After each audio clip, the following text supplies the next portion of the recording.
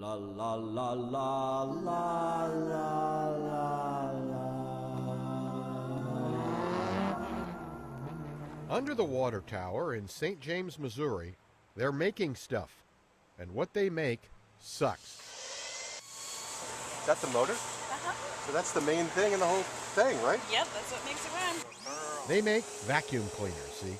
And what they make sucks, just a little vacuum cleaner joke. Maybe two inside.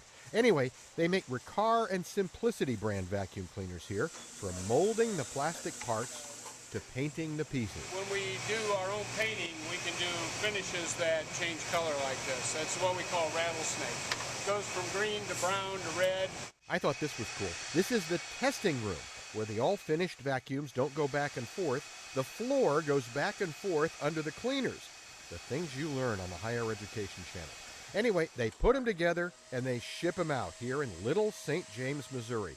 All of this is a very big deal in 2011.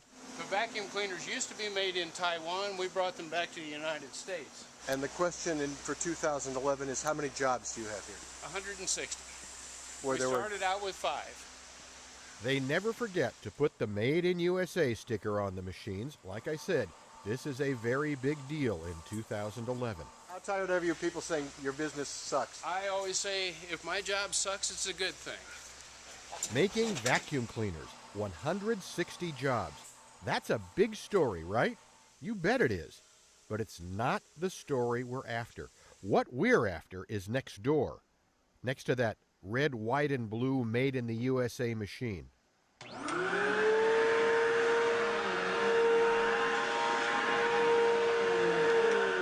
Nature may abhor a vacuum, but here they are beloved. And then you can actually hear the suction on there. The hose would be attached to the end of there with a nozzle, and the lady of the home would be doing the vacuum while the child stood here and pumped.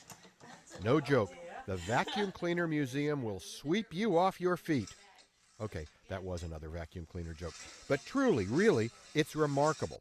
The collection is arranged chronologically, decade by decade, starting with cleaners that looked like blocks of wood with handles. Those were the days when vacuum cleaners first became essential tools for modern housewives who had, the vacuum cleaner companies assumed, nothing better to do than clean their floors. In 1910, we had the first electric vacuum cleaners. And as we moved through the decades, how American culture and how American engineering advances came affected the design of vacuum cleaners. Nobody born in the past 100 years can walk through here without saying, we had one of those. There are names like Hoover and Eureka and Electrolux, of course, but also names we 21st century hipsters have outgrown.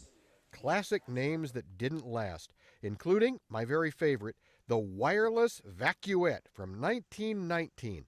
The picture on the bag makes it sound like it works by radio, but it's actually much smarter than that. Actually, a pretty good vacuum cleaner for not having any electricity. You pop the knob and you keep it revved up with the wheels. You actually do have very good suction as long as you keep it revved up. It's like a friction toy. Yeah. Right. It uses worm gear. Say again? It uses a worm gear to turn the fan. There is more genuinely interesting information about vacuum cleaners here than you remotely thought you ever wanted to know. But you take it all in, just like a vacuum cleaner. Okay, you know. Okay, I'll buy. Why do vacuum cleaners have headlights?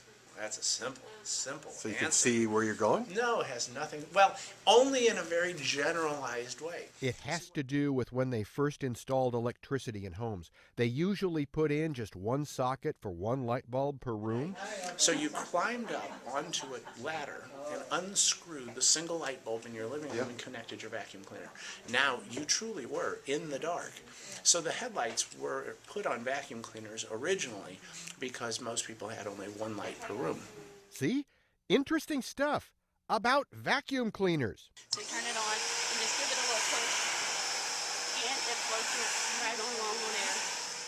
Now, when St. Louisans think of vacuum cleaner collections, and who in St. Louis doesn't, we think of the late Stan Can. His collection was not only original and huge, but he showed it off dozens of times on The Tonight Show. Johnny Carson loved him and loved his vacuum cleaners. Well, the handle of it It cleaned great till it got away.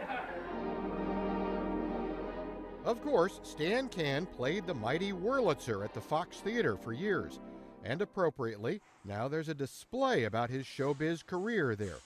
It would be incomplete without a vacuum cleaner. The display is not incomplete. But a lot of his collection is here at the museum in St. James now.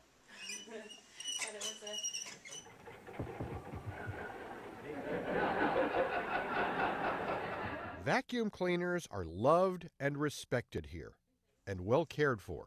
Lock it in that position. And now, How old is that vacuum cleaner? it's 101 years old. It was made in 1910. It sounds brand new. I know it does. Thank you so much. These really were some of the very first vacuum cleaners that were ever made. So totally unique designs, things we'll never see again. It's not as if these vacuums are strictly museum pieces.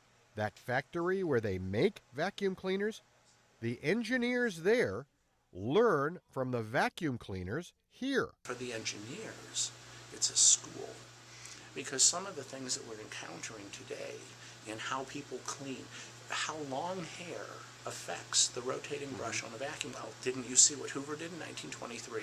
And the engineers will be like, no, how would we ever have seen what Hoover did in 1923? And then I'll go grab the machine and say, this is what they did. So see, even time and progress go backwards at the Vacuum Cleaner Museum in St. James. These machines are not collecting dust. Well, yes they are, but okay, that's the last vacuum cleaner joke. I'm done. La, la, la, la.